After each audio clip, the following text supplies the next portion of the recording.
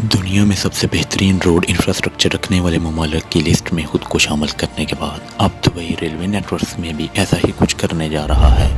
تو آئیے اس ویڈیو میں بات کرتے ہیں دبئی کے ریلوے سسٹم کے بارے میں۔ دبئی میں ریلوے کے نظام کو اتحاد ریلوے چلاتا ہے اور یہ اس پروجیکٹ کو مکمل کرنے کے لیے مسلسل کام کر رہا ہے۔ اتحاد ریلوے کے بارے میں مزید بات کرنے سے پہلے جی سی سی ریلوے پروجیکٹ کے بارے میں جاننا ضروری ہے، جس کے ساتھ مل کر اتحاد ریلوے کام کر رہا ہے، یعنی یہ railway system Gulf corporation council کے 6 ممالک سعودی عرب، یو اے ای، عمان، قطر، کویت اور بحرین پر مشتمل ہے۔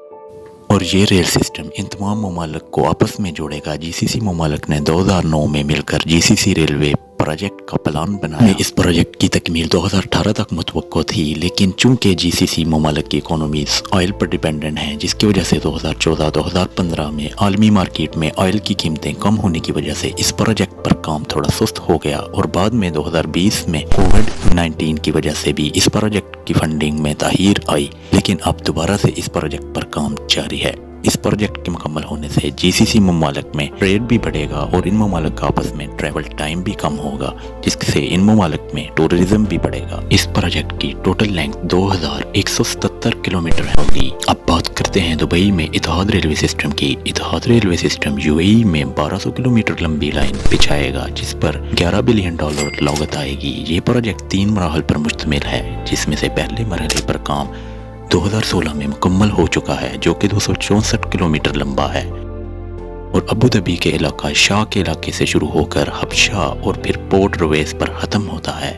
یہ مکمل ہونے والا پہلا روٹ ہے جو کہ پیسنجر ٹرانسپورٹ کی بجائے سلفر کو ایکسپورٹ کرنے کے لیے استعمال کیا جاتا ہے۔ سلفر کو ابوظہبی میں موجود آئل فیلڈ سے نکالا جاتا ہے اور پھر اس کو ایکسپورٹ کرنے کے لیے رویس پورٹ پر ٹرین کی مدد سے بھیجا جاتا ہے۔ روزانہ کی بنیاد پر سلفر کو ٹرانسپورٹ کرنے کے لیے ٹرین کا استعمال نہایت فائدہ مند ہے، کیونکہ سینکڑوں ٹرک کے برابر ایک ہی دفعہ ٹرین اتنا سامان ایک جگہ سے دوسری جگہ لے جاتی ہے، جس سے پیٹرول پر آنے والا خرچہ بھی کم ہوتا ہے، اور ساتھ میں کاربن ایمیشن بھی۔ 2021 میں اتحاد ریلوے نے 30 ملین ٹن سلفر ایکسپورٹ کیا۔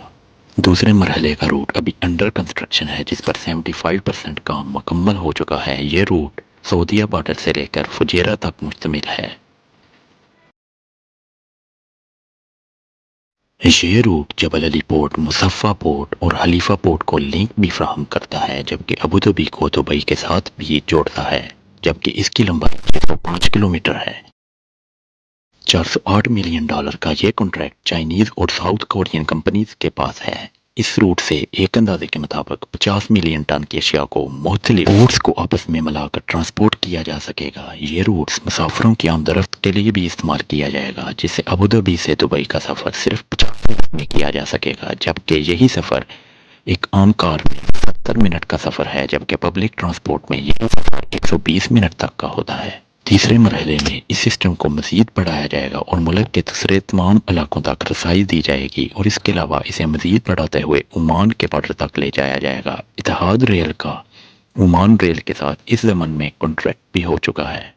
اب اگر اس سسٹم کی کنسٹرکشن کی مشکلات کی بات کی جائے تو زیادہ تر لوگوں کا خیال یہی ہے عرب ممالک صرف صحرا پر مشتمل ہیں، جبکہ یو اے ای کے ناردرن علاقے اونچے پہاڑوں پر مشتمل ہیں، جن میں ٹنل بنا کر ان میں سے ریلوے لائن بچھائی جا رہی ہیں۔